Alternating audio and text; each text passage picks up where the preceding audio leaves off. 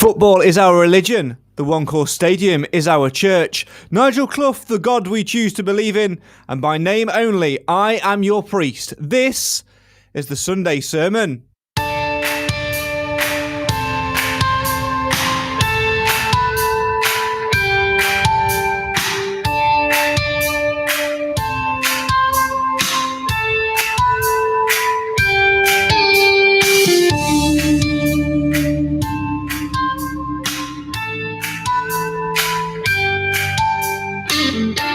Bradford City condemned Mansfield Town to their first defeat in Sky Bet League 2 this season yesterday, coming from 2-1 down to be 3-2 winners.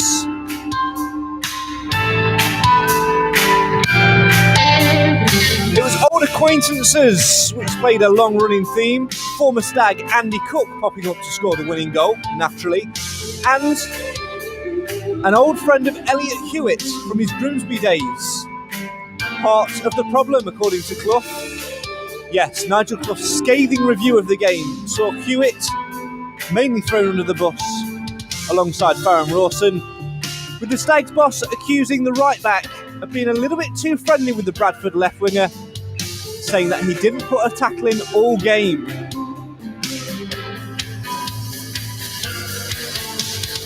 But did you agree with the Stags boss's scathing review, or was he a little too harsh on his charges? After all, the Stags did score 2 very good goals at home again, but as they let in 3, the problems are still there for all to see. When, oh when, are we going to get this brand new centre-back we've been promised for ages? Let us know your thoughts on the game, as over the next hour we'll delve into exactly what happened yesterday and give our thoughts and views right here on the Sunday Sermon. It's the show for the fans, by the fans. Why? Because Mansfield always matters.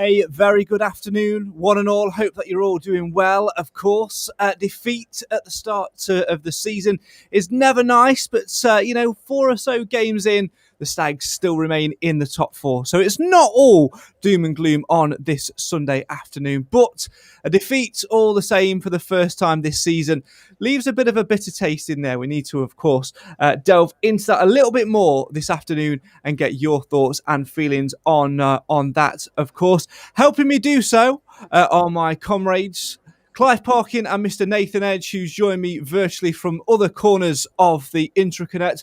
Very good afternoon to you both. How are you? Evening. Very well. Hiya, Craig. Very well. Yeah, very well, thank you.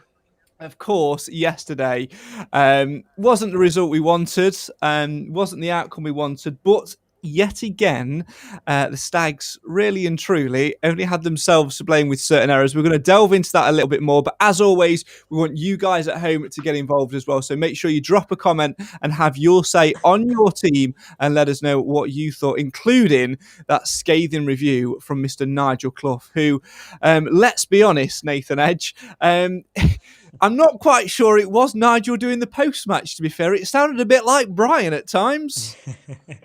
Yeah, we haven't. I mean, we thought this, we might see this side of Nigel at some point, and I don't think we've seen little glimpses of it so far, but that was Nigel Clough in full anger mode, really, wasn't it? He was not happy, and you can understand why. Yeah, you can. I think the manner in which we conceded goals in Clive is a big reason for that. We'll delve a little bit into the individual criticisms later on in the show, but as a whole, when you're scoring 2 goals at home, that should be enough to win you a game of football. But again, the manner in which Mansfield conceded the 3 goals against Bradford leaves a lot to be desired, and it again highlights the comment we've been saying week after week, and that question we've been asking: where is this new centre back? Well, I refuse to talk about getting a new centre back, but when are we going to get a new centre back? The problem is we are exposed, and Rawson chose this game not to play as well as he has been, and Hewitt was strangely missing when he should have been present. And I can understand the anger from the management team, but I think by and large Bradford just about merited their win on the basis that they scored 3 goals. And wasn't it always going to be the case that there would be a goal right at the end? And wouldn't it always be the case that Cookie would be on the score sheet? Yeah, I think we knew that either him or Lee Angle would pop up. Of course, Angle not involved yesterday in 8th, which I'm sure he delighted you. But you know, Cookie's always good value for a goal, and when you have a strike like that, you know, it's an instinctive finish. Whoever it falls to is tucking that home. We've got to be doing better in that position, because we went through spits and spats, didn't we, yesterday? We had a bad period when they were all over us at the start and scored the opening goal. That sort of woke us up a little bit. Then we commanded the game, and then we did a typical Mansfield in some respects. We didn't kill it off.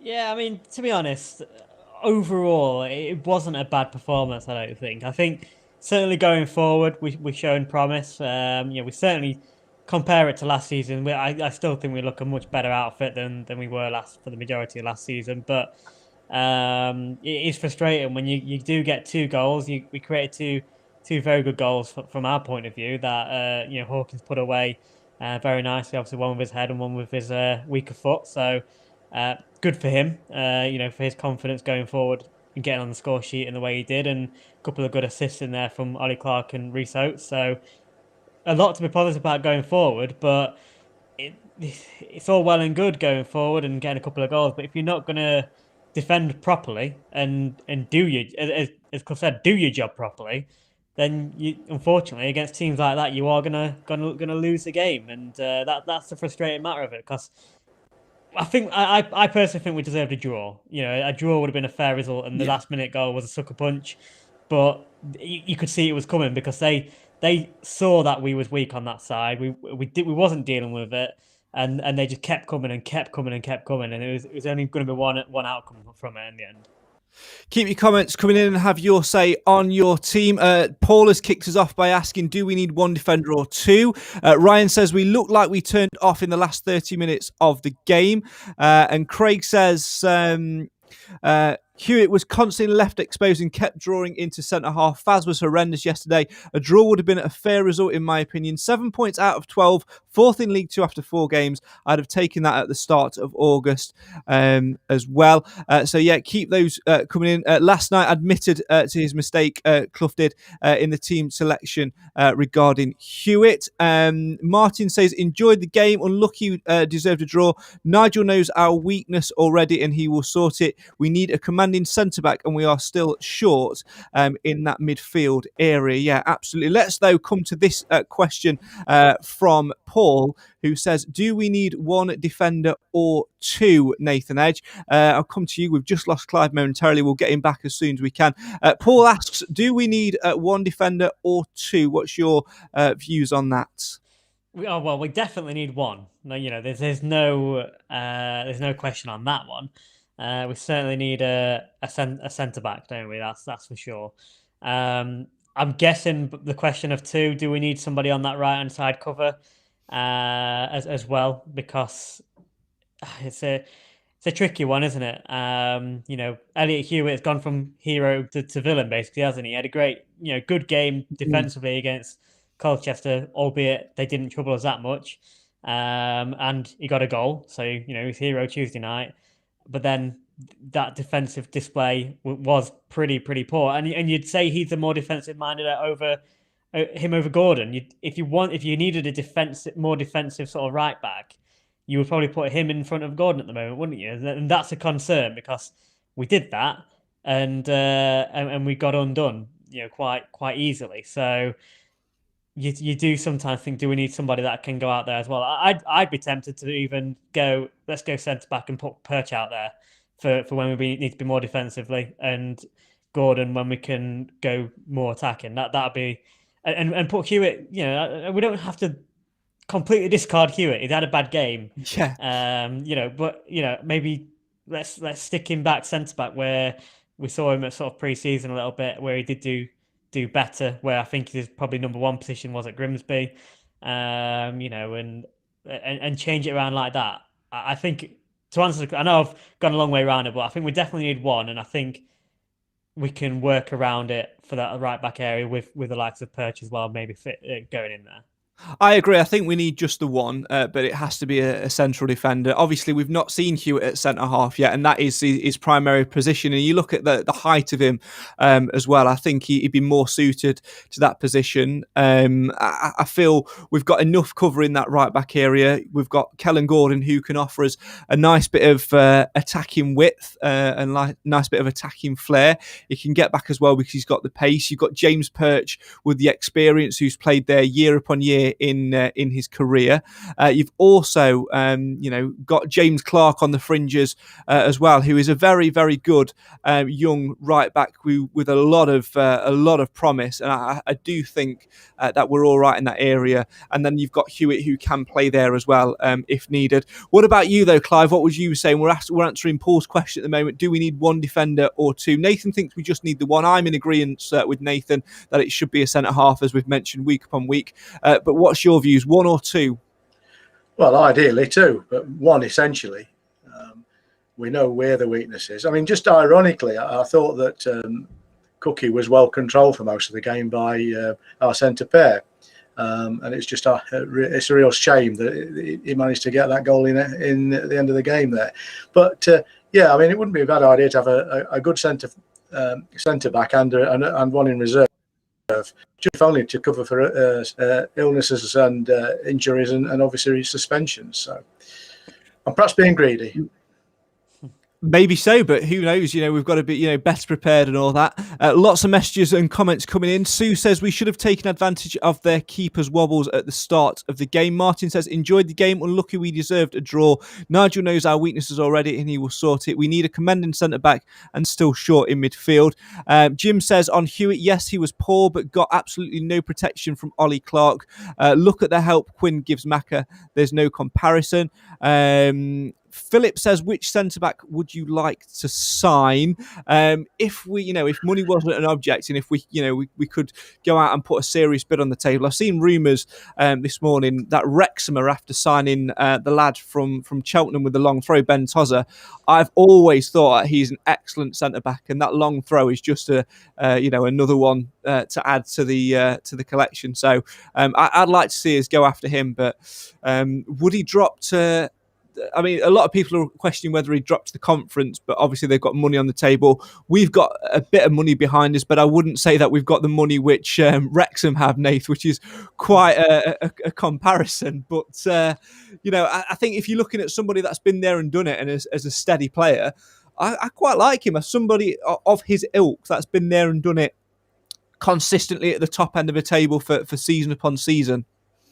Yeah, no, I'd agree. I mean, you look at Wrexham, they could, like I say, it's going to be financial for them. If they can attract the likes of Paul Mullen, then I think they can attract Ben Tozer as well. But from our point of view, if we could get somebody like that in, that's something that we probably need, that experience. We said we want someone that's established at this level, ideally, to come in. But then you've also got that extra benefit with him of the very good long throw, and how nice would that fit nicely with Ollie Hawkins getting on the end of them. So, he for me would be a great target, and I certainly wouldn't be disappointed if we managed to bring him in. But there's a lot of names out there, isn't there? That it's very difficult to say who we're going to be looking at. What's Exeter Scahegan doing nowadays? Get him on the blower. Jim says still 10th time. Yeah, absolutely. Jim says still fourth, level with third, a good squad, a good manager, and a good chance to bring that defender still in a good place. Go on, Clive. You were saying? I think we may have lost him. I think we may have lost him. We'll try and get him back as and when we can. I think what he does every single week, Nate, is he moves rooms and seems to his internet seems to drop out. We need to get him to go somewhere safe. For once, though, your internet is relatively stable as well. So touch wood so far. I've been running around this earlier, about an hour before coming on to try and get my Wi-Fi sorted, and I've still gone back to my personal hotspot on my phone because I didn't trust it. So still not having much luck. Well, there you go. I think we should hear from Nigel Clough in just a second. Obviously, we've also seen a scathing assessment of his squad over the last 24 hours. His post-match interview, as we mentioned at the top, Nate, was very, very interesting, to say the least. That's exactly what you want a manager to do, though, isn't it? I mean, there is danger that with comments like the ones he made, which we'll listen to in just a second, can leave you a little bit exposed and can cause a little bit of a few flare-ups in the dressing rooms. But early on in the season, I see no harm in it whatsoever. Let's get a reaction. Let's not let things fester. Let's not let things, dwell, because we've been there and done that, and we've seen what position it gets us in.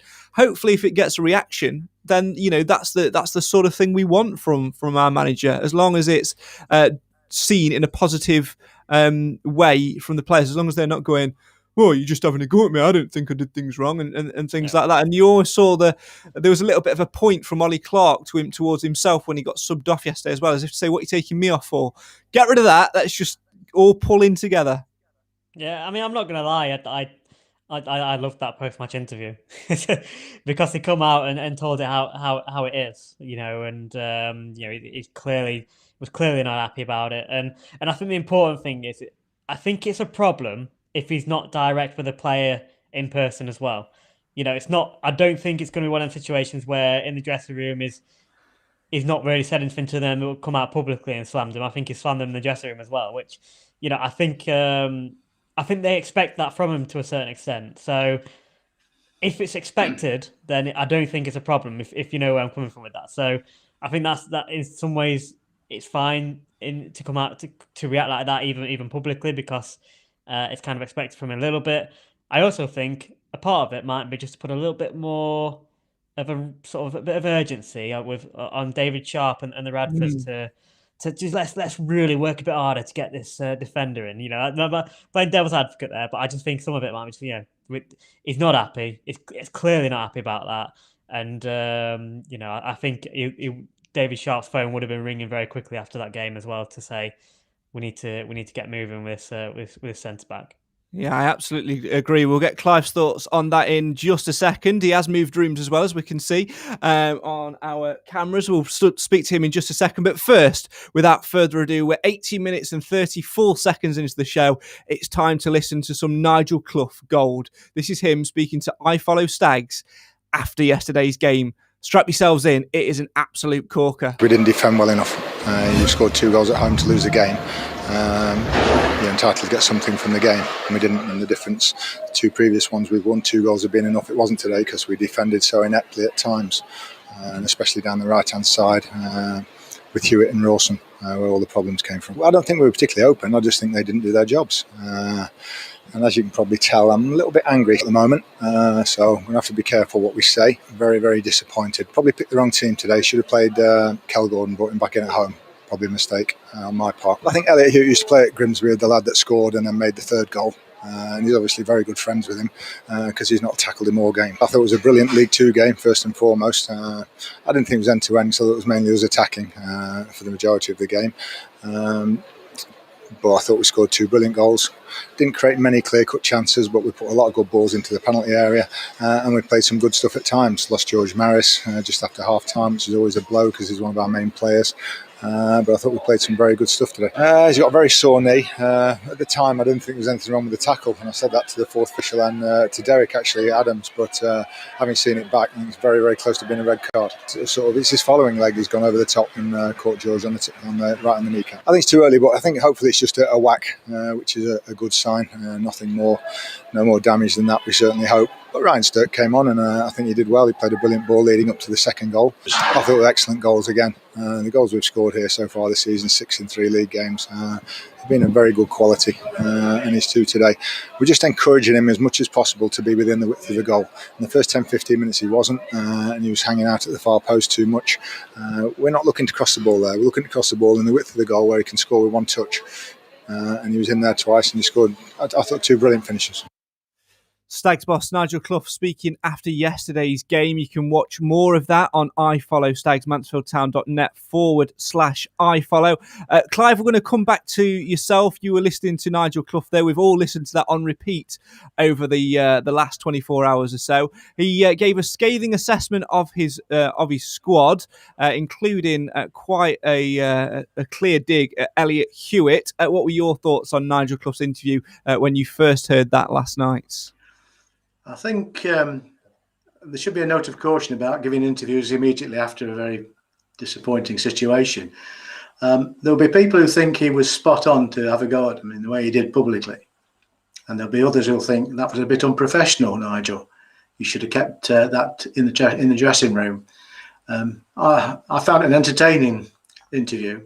And Hewitt in particular can react one of 2 ways. He'll either say, I'll show this so-and-so, or he'll disappear into himself, and we probably won't see much of him on the park after this. I hope it's the former. Yeah, me too. I think, like I was saying to Nathan whilst you were manoeuvring rooms. I tried to find some internet. That's what it was. Yeah, I know. We'll get you a long cable so you can get back out in your shed. I think one of the things for me is, it can go one of 2 ways. It's all about man management and sort of, looking at yourself and looking at the way in which you deal with things. And I think, like you say, Elliot Hewitt, he's been thrown under the bus, Rawson a little bit.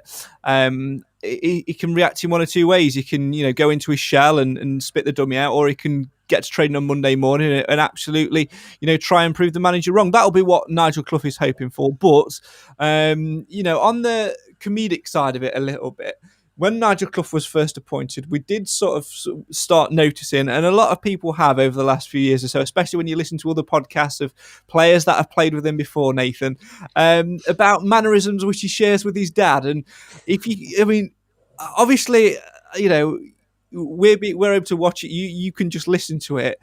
I closed my eyes when I watched it for the second time, and I didn't hear Nigel Clough in that bit. I heard Brian.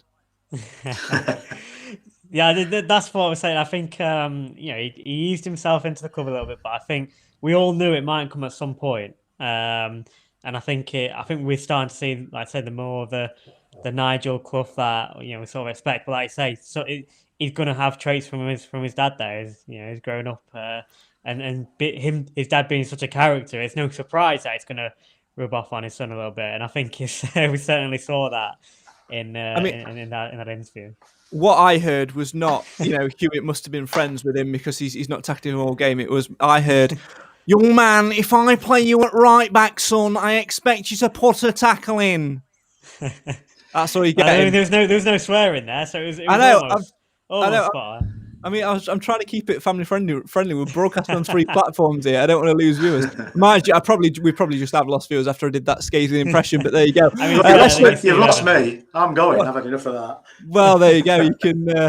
There you go. Let's get some more comments coming in. Gary on Facebook says, sat in the Ian Greaves lower and I could see the vulnerability at right back. There were 2 players running at Hewitt. I was surprised the manager didn't change formation before their second goal. I don't think a formation change was massively needed, Clive. I wanted just somebody to be the calm head, and I think that was what was missing a little bit. I think sometimes we've put so much effort into the way we play and this attacking mentality, and this way of trying to get the ball forward and play it forward, that we just lost a little bit of sense and calmness.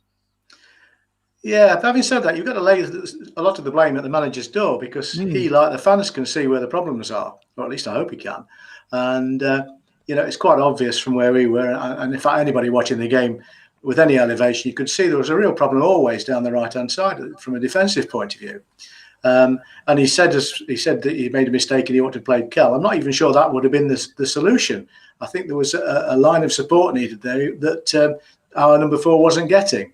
And then couple that with what might have been a lack of desire on his part. And it's small surprise that they, a very wisely managed team, were exploiting our weakness. This is a problem, isn't it? Because, like that question Paul said at the top of the show, do we need 1 or 2 defenders? Well, the argument here for somebody else at right back is actually in that situation where Bradford was coming on to us and exploiting that weakness. You actually looked at the bench and it wasn't as simple as bring on this player because that's probably going to fix it. Because it wasn't. Because you think Kel Gordon, like we said, he's more attacking, isn't he? So, logic is of our choices of right backs, Hewitt's the most the more defensive minded one. Yet he was the one already on the pitch and the one that they're exploiting. So that's where the argument is that do we actually need some more cover on that side to deal with those situations? And unfortunately, I don't think it was such a straightforward solution for Saturday. Comment coming in from Ryan. Says 7 out of 12 points is still very good in my opinion. I don't think that's too bad. I reckon if we get a better centre back in, we will hopefully finish in the playoffs or higher. Yeah, it's an interesting one, isn't it? I think like you've just mentioned, Nath, the fact of trying to get whether it's a right back we need to bring in or a centre back. Personally, I still feel it's a centre back to control that position, because there was a number of times, Clough was very open in his talk of Hewitt yesterday, and mentioned Ross a little bit. There were quite a few times where both he and Perch, I'm going to highlight Perch in this as well, were beaten by a long central ball through the middle, and it happened quite a few times at Colchester. It happened a few times in the Preston game as well. It's a vulnerability of ours, and we need somebody for me to come in and be in that dominant position. I think we've got enough cover at right back in that area, and I agree that 7 out of 12 points isn't too bad. Philip says, is Michael Boswick a good shout for centre back, or am I clutching at straws? It's that type of player that we need, the experience in there. You mean, Rawson's still a young player. Perch is obviously quite an experienced player, but let's not forget he's not been a centre-back all his career. He's played his career predominantly in centre-mid, and then at right-back he started his career as a centre-back and has just been filling in there since last season. So that transition's there. We just need another body in there just to be a little bit sure, because, when you take out of the equation, I think this is something which we've glossed over a little bit, Clive, actually. When you take Maris out when he was injured, and then maybe even take Quinn out of the equation as well, we lose 2 very good players who are calm, influencing heads. I think Sturck had a very good game, more on him another time, but Maris in particular, when he sat in front of that back 4, does offer a lot of decent cover for us. Yeah, Maris is a bit of an enigma, though, isn't he? A couple of games ago, he was a head and shoulders man of the match.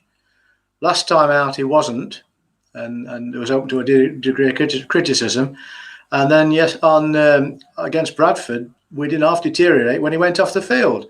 So I think we have to recognise all these players work well as units, and you take something out of a unit, and all of a sudden they've got to rethink everything.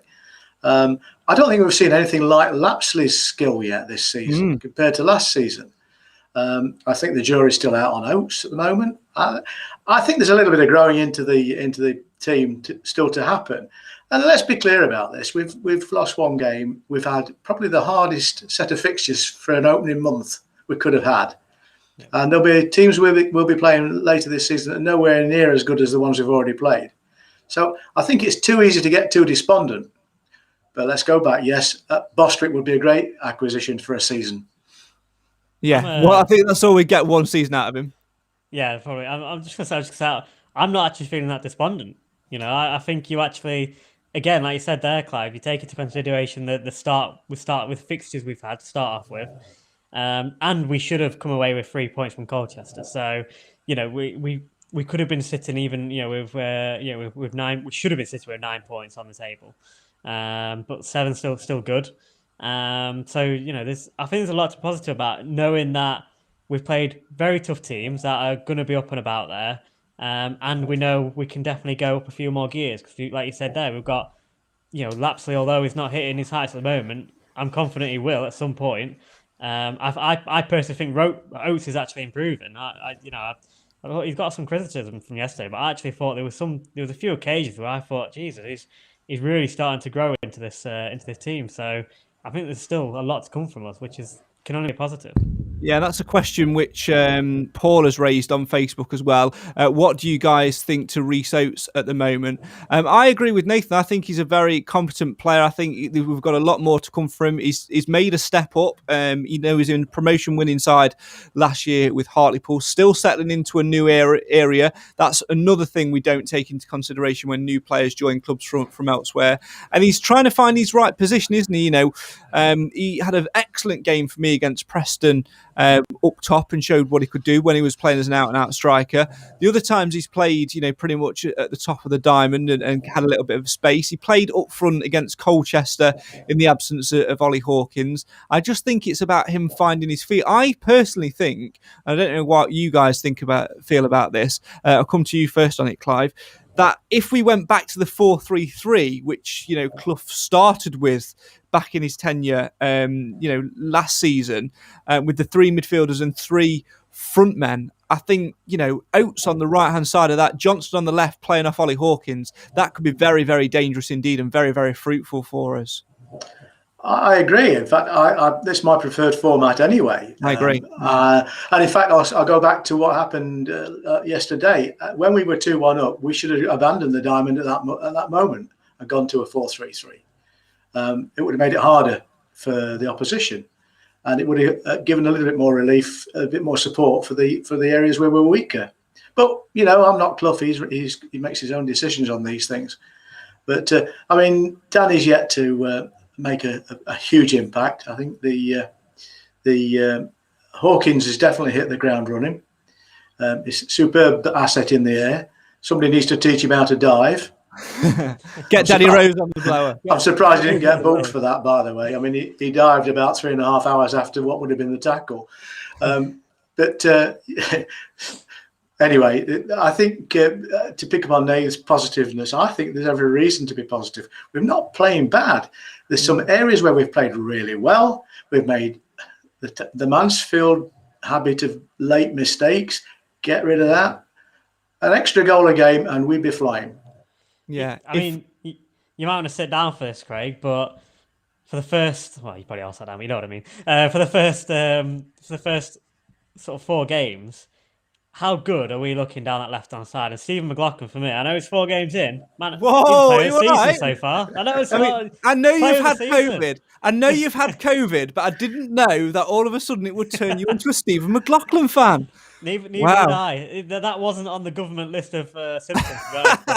I'm gonna speak to Track and Trace and tell them you're adding on there. In fact, I'm going to speak to them now, and whilst I do that, we're going to hear from the man who did score twice yesterday.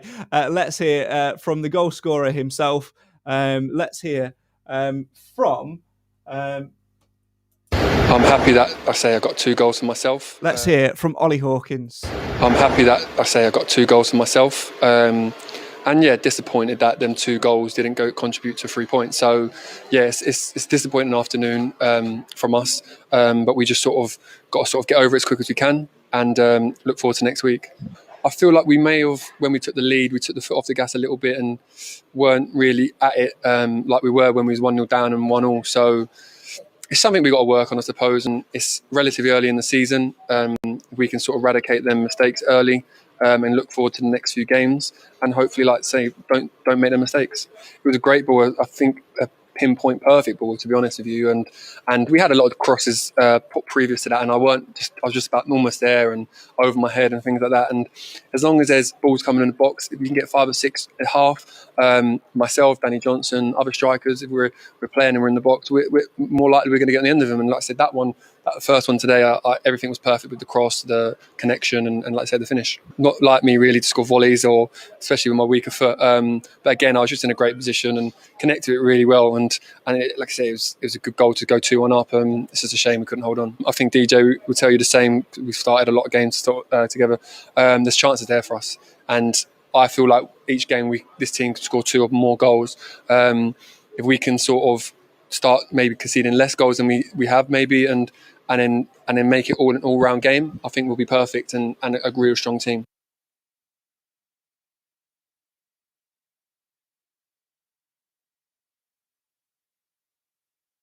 That's Ali Hawkins speaking to I Follow Stags. For more content, more interviews, make sure that you visit mansfieldtown.net/iFollow, where you can catch a little bit more from Hawkins and, of course, Nigel Clough's post-match reaction. We'll be asking for your man of the match vote later on as well. Make sure you keep your comments coming in as well and keep getting involved on the show, as you have been doing brilliantly throughout the afternoon so far. Let's go back and talk a little bit more about that inform frontman. Then I've just about got over the shock of Nathan Edge giving praise to Stephen McLaughlin. Let's go talk about Ollie Hawkins yesterday, Clive. He's a real asset for us up there. And, you know, I seem to be saying it week on week. He's showing what a good player he is. He can play to feet and he can be articulate, but also he can show his strength in the air. And we utilised him very, very well indeed yesterday against Bradford. They're a strong, physical, tall side. And, you know, at times they were trebling up on him to try and defend against him. And it didn't always work. He was pretty much, I'd probably say he won maybe 94, 95% of his headers. Absolutely. I mean, to look at him, he looks gangly and lightweight. And you think he'd get brushed away from most of these situations, but he doesn't. I was talking to a couple of Bradford fans after the game, and they were saying how well he played against their defenders, and they got him, as you said, they got a gang up on him to try and stop him scoring, and he still managed to score too. So I think, yes, he's a prime asset. I'm glad we've got him. Yeah, certainly so. Philip in the comments, I'm not going to spend too much time on this, basically says, would you swap Danny Rose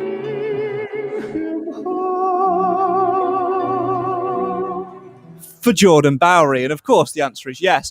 Moving on back to Ollie Hawkins though yesterday. Nath, he's a great asset to have. You know, we were talking a little, you know, I've been very vocal on this podcast about us getting rid of Andy Cook, and I still think that we should have kept Andy Cook, and it's a shame that he was mismanaged in some ways. But, you know, Hawkins is a very similar player, very similar role to the one which Cook will have had, and I think the way he can play with ball to feet, the way he can play in the air is very good. But Nigel Clough again in his post-match, he praised him, but he also criticised him and said, look, we don't want to be putting crosses in at the far post. We want to get him near post. We want to get those first touch finishes in, because we saw it time and time again. Every time he gets the ball to the feet, he looks very, very dangerous. And, you know, we were putting money on, it being Danny Johnson, that would be the one that we, relied on heavily for goals and finishes. But he does a lot of the running and the off the ball work. And as long as Hawkins is firing all cylinders, then long may he swoop in and score. Yeah, I mean, when obviously Hawkins came in, it wasn't necessarily looked at as a prolific goal scorer. You know, he hadn't got a terrific goal scoring record where he had been previously, but he's hit the ground running with us. And I think if you can play to his strength and work on that even more so like Clough was saying, get him in the right positions, not letting him sort of go to sort of the comfort zone of being a bit further back, and the sort of the back post too far out, getting him in the mix and really gambling, and if we can carry on getting those crosses in there, the likes of Stephen McLaughlin just pinging him in there, and Ollie Clark, you fancy him to continue getting the goals. But there's more to his game. I think hopefully the more the season goes on, he'll build that partnership with Danny Johnson, and we'll start to see more from him at some point. So now I think he's, obviously after he just scored 2 goals, but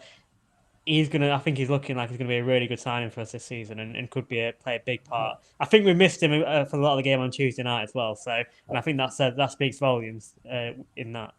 Yeah, it does. We need to make sure that we're not massively reliant on that, though, as well. But yeah, we definitely did miss him a little bit on Tuesday, and almost, Clive, he was actually, good value for the rest. He came back into the side hungry.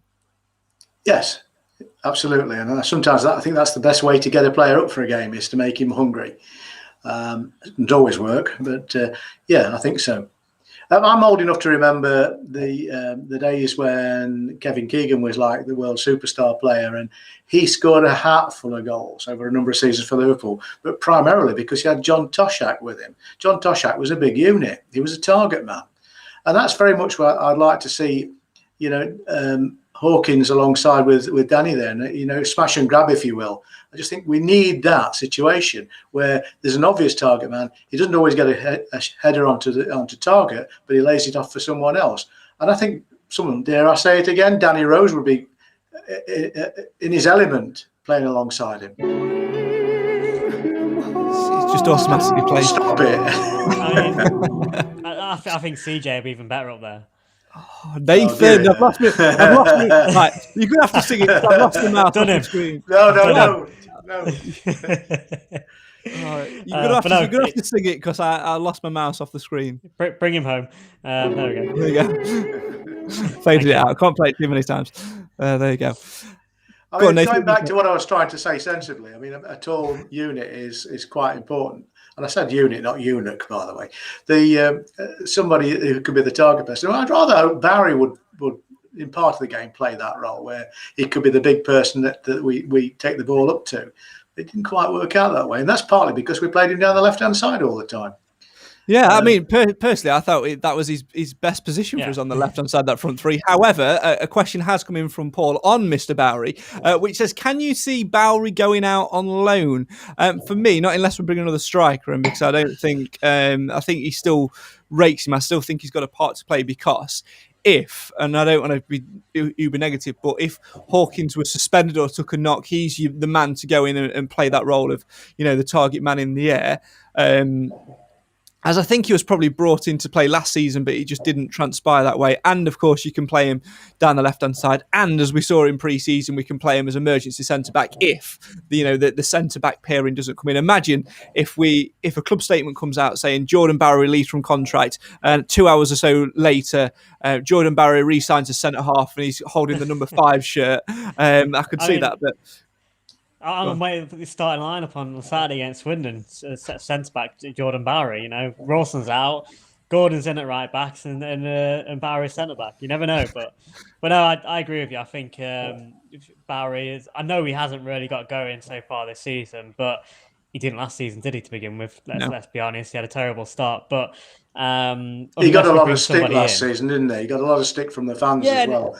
And it wasn't. I mean, it was frustrating to begin with, but everybody was awful, weren't they, to start off with? So, and he deserved the credit he got because for a spell of the season, he really, he really sort of got us going. So you got to give him credit where it's due there. But no, I think for me, I think he'll get his chance. He'll certainly be called upon throughout the season. Certainly, if we get. Players go out of form or injuries and suspensions. So unless we do bring anybody else in that, up top, which I don't think we will, I'll be very, very disappointed actually to see him go. Yeah, me too. One person who has gone out on loan, a month's loan, Jayden Charles, has joined York City to gain some valuable experience there. We won't dwell on it, we won't talk about it at all really, because it's a very sensible move. He's third or fourth choice in the pecking order, the young player who needs some senior football, and York's about the level that he's going to, go and get that to get his first taste. So we wish him all the very, very best indeed. We'll start talking about our man of the match very, very shortly indeed.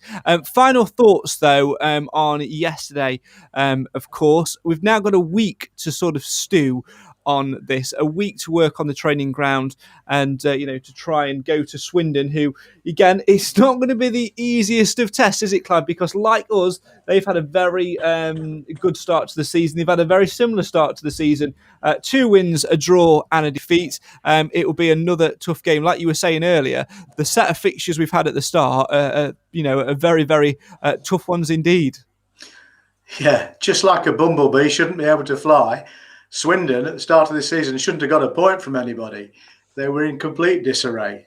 They started the season with 5 senior pros, and that was it. But they've put some form on the ground, and I think they're going to represent a decent challenge for us. A challenge I think we'll meet head on and succeed with. But they're not the walkover that they might have been.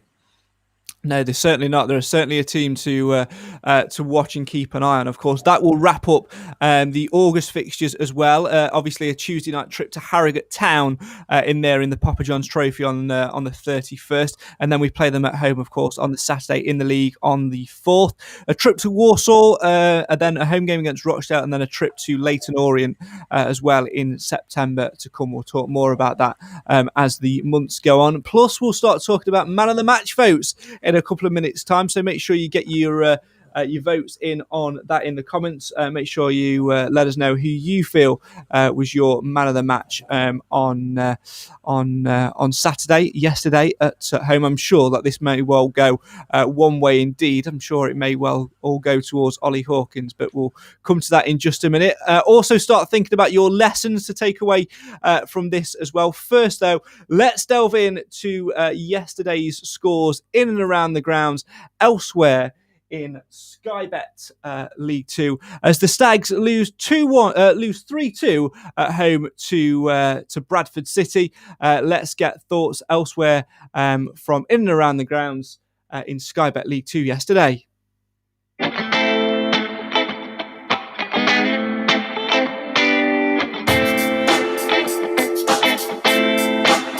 So Mansfield Town, of course, beaten 3-2 at home to Bradford City. Elsewhere in League 2, Carlisle United won, Leyton Orient won.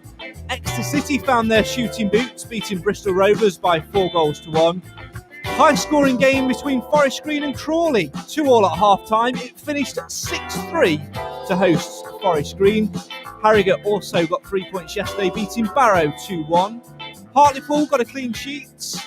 They beat Walsall 2-0. Northampton beaten 3-1 at home to Rochdale. Oldham, their poor start to the season has continued. They lost 2-1 at home to Colchester, their first win of the campaign too. Salford beaten 1-0 at home to Swindon, who the Stags face on Saturday.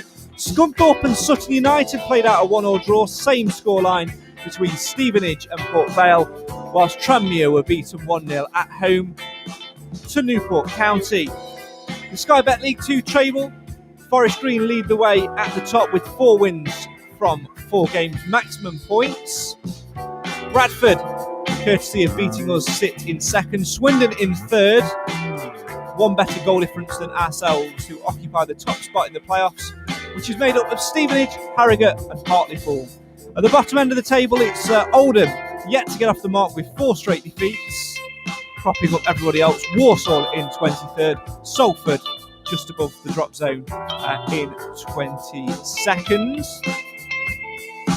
Lots more fixtures to come, of course, but as the Stags lose 3-2 at home to Bradford City, we do need a man of the match. So get your comments in now and let us know who you think was your man of the match yesterday as the Stags lose 3-2 at home to Bradford.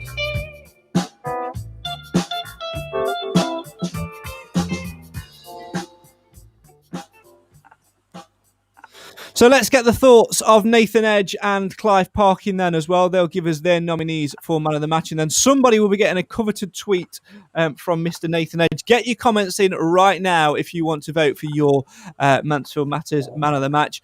Nathan, I imagine this might end up being a fairly one-way thing. However, have you got more than one vote? I have actually. I've got 2.5. 2.5. Go for it. Shoot from the hip. Let us know. So I'll go with the obvious one. Obviously, Ollie Hawkins is going to be one of them. I'm going to give half today to Stephen Quinn. Well, yesterday, obviously.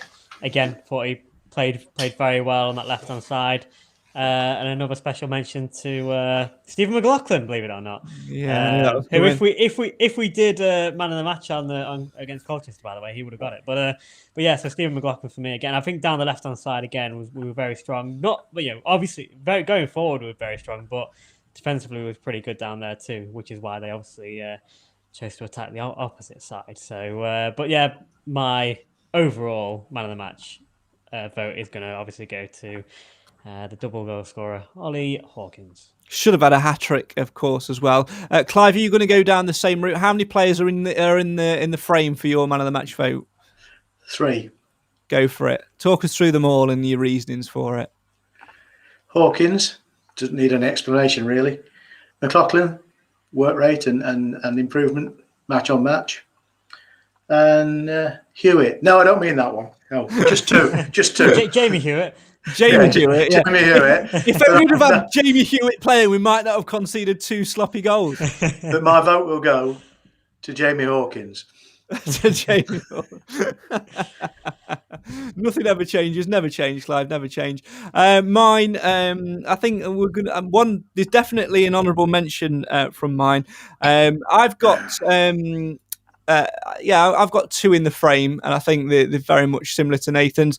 Ollie Hawkins, for obvious reasons, obviously scored the 2 goals. Should have perhaps sealed his hat-trick and killed the game, but it's by the by. The other one is Stephen McLaughlin. I thought he had an excellent game at left back, didn't let too much get past him, and gave us some good opportunities and some good options going forward. But it comes as no surprise that it's a clean sweep for Ollie Hawkins, who gets the coveted tweet. I did mention though, and Sue also agrees as well.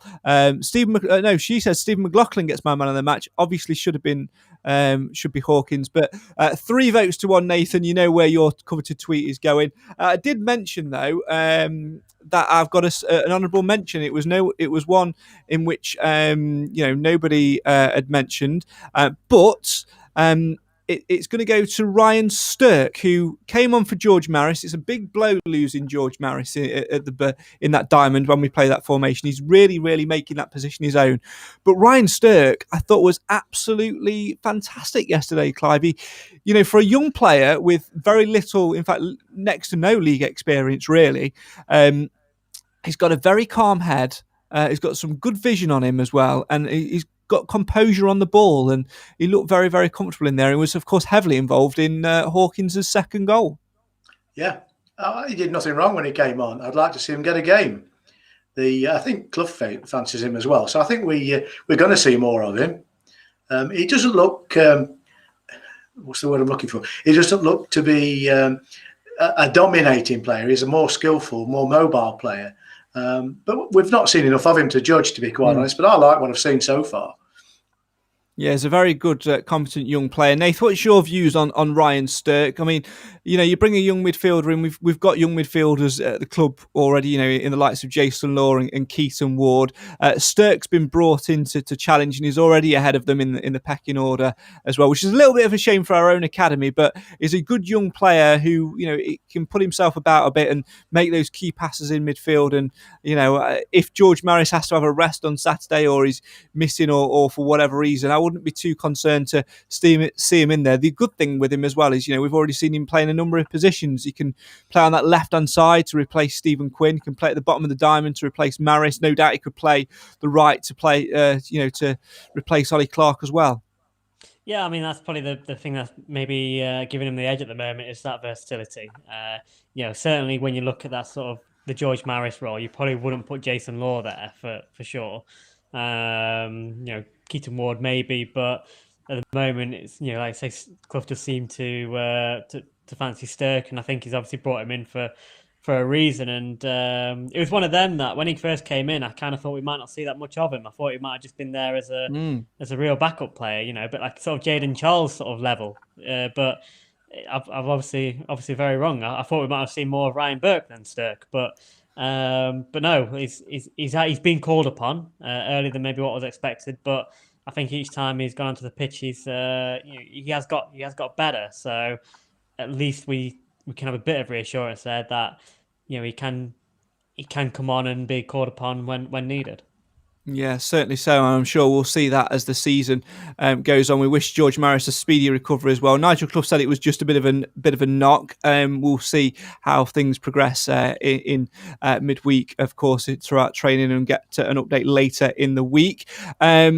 Let's now, though, turn our attentions finally to lessons to take away from today's game, from yesterday's game, as we head into the next week. A clear week schedule, meaning no game until Saturday, but there are plenty of lessons to be learned, Nate. What lessons would you be making sure that Nigel Clough drills into his players to take away? Don't upset Nigel Clough. do your job. They're two at the moment. But no, I mean it's staying the obvious, isn't it? I think, like I said, it was obvious sort of during the game, sort of certainly towards the end of the game, where the problem lied. It's obvious afterwards that the bit that we need to improve on at the moment is defensively and doing that job right. So. I think it is a bit of a blessing that we have now got a clear week. We've got a full week now. Players will go in angry. Certainly Nigel Clough's gone in angry, so hopefully they'll take that into training and really focus and work on the problem that is very obvious. So at least we know what the issue is. Clive, what are you saying? What lessons are you bringing to the Sunday sermon? Start with Cal Gordon. Start with George Lapsley.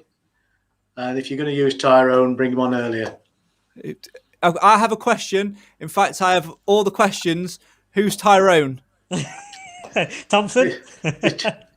Tyrese. There we go. Jamie's brother. Jamie's. Oh. If you're going to pick up on everything this old git gets wrong, I'm going to be mortified, aren't I? Listen, it's better us doing it than anyone comments on it. Listen, I've had months of this. I've had years on this podcast of being the oldest on the panel and taking flack for that. I have to pass that on to someone else. So every opportunity I get, God damn it, I will take those opportunities. You've only brought me on as a dartboard, haven't you? Plus, there's no Cam to fire them at, so you've got to take them. Yeah, absolutely. Yeah. Of course, Cam will be with us, I imagine, at some point. Saw him again on Saturday and said, "Wait, but why are you ditching rugby for us?" He said it's a better sport, apparently. So he should be shot. Say that. It is shooting. Throwing him under the bus. Not his actual words, but there you go. Hopefully, we will be with you again in the week. However, scheduling conflicts for me this week mean it'll be Wednesday or no day, and we'll liaise between the three of us off air, of course, and see what happens.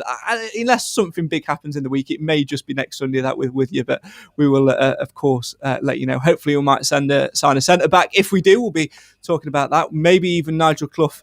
We'll talk about Elliot Hewitt a little bit more, some more comedy gold from him. However, just before we go, I do have one more thing from Mr. Clough, which that I want to address, and it's this little bit at the end of the interview, which really, tickled my taste buds and got my attention a little bit. I can see the anger still in your eyes. What have you said to the lads in the dressing room? You don't really don't want to know. Nigel, I do want to know. I don't know if anyone else. We bloody well do want to know. And wouldn't it be great to actually find out what did happen and what he did say? I imagine the proof will be in the pudding for that one, of course. Final word from you, Nathan and Clive. Obviously, it is... Defeat is always hard to take, but in retrospect and in hindsight, Nath, it's the first defeat of the season. We've started very, very well with 7 points from a possible 12. It's nowhere near the level that we were at this time last season, is it? Well, it took us till November to win a game last season, so it's definitely not. And like I say, let's take into consideration the opponents as well. Look at the 3 home games in isolation. You've played Bristol Rovers, Newport, and Bradford. To get 2 wins out of 3 of those games, that's not bad going. So, and we've played pretty well, and like we said, we think we can get better. So there's a lot to be positive about. So let's not be too disheartened, and let's just move on. We're not going to go unbeaten all season. We're going to lose games. Let's just move on and right the wrongs. My thanks to Nathan Edge, the voice of Nathan Edge there, if you're listening to the audio version of this. Clive, like we were saying, it's the first defeat of this season. Yes, there are issues to be worked on, we know that, but there are signs at the other end. Sometimes, for me, I think the positives yesterday did slightly outweigh the negative points. Yeah, as Nathan said, we're going to lose games during the season. It's inevitable. And if you're going to lose a game, that's the sort of game you'll end up losing. We should have got a point yesterday. We should have got 3 points on Tuesday, but it didn't happen. You don't always get what you deserve. I'm sure that we learn every time we make mistakes, and I think going down to Swindon next Saturday, we should go down there full of encouragement. Yeah, we certainly should. My thanks to Clive and to Nathan. More from them later in the week, and of course next week on the Sunday Sermon.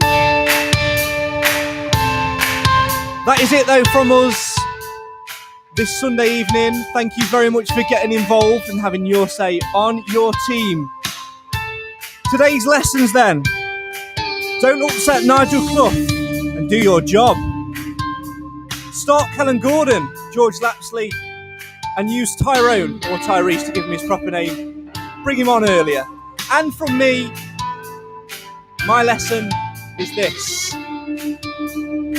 When you're 2-1 up at home against a team like Bradford, composure, cleverness, to see a game out is of the utmost importance. Don't throw it away. Don't give them the points. Don't give things away cheaply. And if you're playing against your mates, Mr. Hewitt, it's not going to hurt to go in 2-footed and crop him and give him a little bit of a knock and niggle. He's your mate at the end of the day. He'll forgive you. Because you're fighting for the cause on your shirts. For Mansfield Town FC, not for your friendship.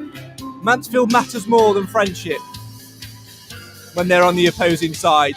We'll see you either later in the week or next Sunday as we continue to follow the journey. This is the show for the fans, by the fans. Why? Because Mansfield matters. We'll see you next time.